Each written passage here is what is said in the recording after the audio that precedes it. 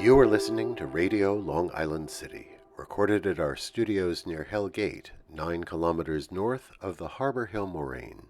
And now, the Observatory. The Observatory, Sunday the 9th of August, 2026. It is 49 days after the summer solstice. It is 44 days before the autumnal equinox. Today we mark as a day of solemn remembrance. It is the anniversary of the atomic bombing of Nagasaki in 1945. 35,000 people died in an instant. Remember Nagasaki today and the horror of atomic warfare.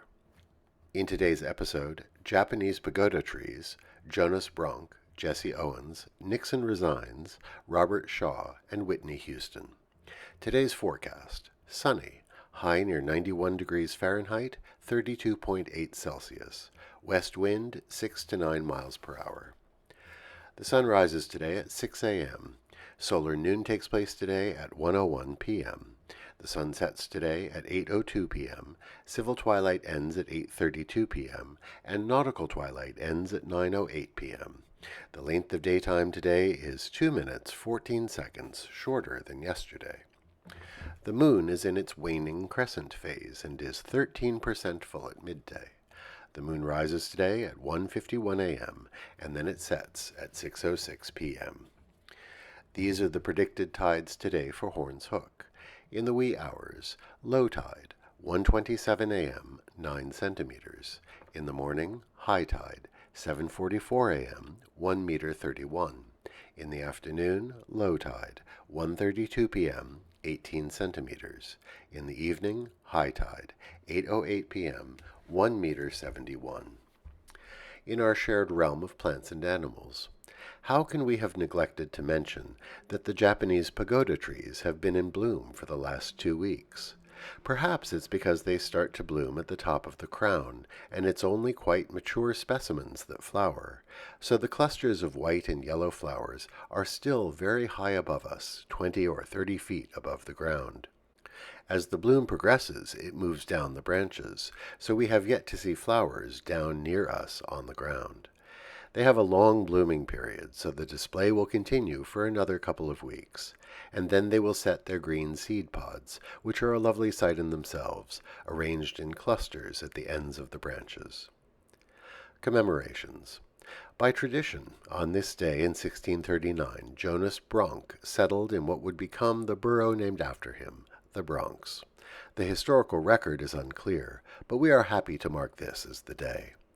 Bronk was Scandinavian, probably Swedish. He arrived in New Netherlands aboard the ship the Fire of Troy, with his wife, servants, and cattle. He established his home on the mainland, where the Harlem River meets Bronk's Kill, quite near here. His farm encompassed more than 500 acres, and the homestead consisted of a stone house with a tile roof, a barn, 2 barracks for farm employees, and a tobacco house. It also had a small but fine library, with books in 4 different languages. By 1643, Bronk had died, perhaps in the violence associated with the Pavonia massacre of that year, which led to bloodshed between the natives and the settlers. But for the next century, the area was called Bronk's Farm, and the name stuck. It is refreshing to report that Jonas Bronk was not a slaveholder, unlike so many men of means in that colony. On this day in 1936, Jesse Owens won his 4th gold medal at the Berlin Olympic Games. The black athlete was one of the most talented track and field competitors in history, and his medals put a lie to the Nazi racial propaganda.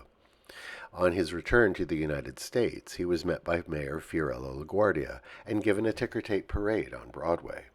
After the parade, he went to a reception in his honor at the Waldorf Astoria, but the hotel made him take a freight elevator rather than using the main entrance.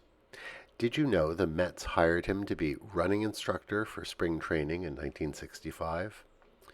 Remember Jesse Owens and his 4 gold medals in Berlin today. On this day in 1974, Richard Nixon resigned from the presidency of the United States. The long nightmare of Watergate was at an end.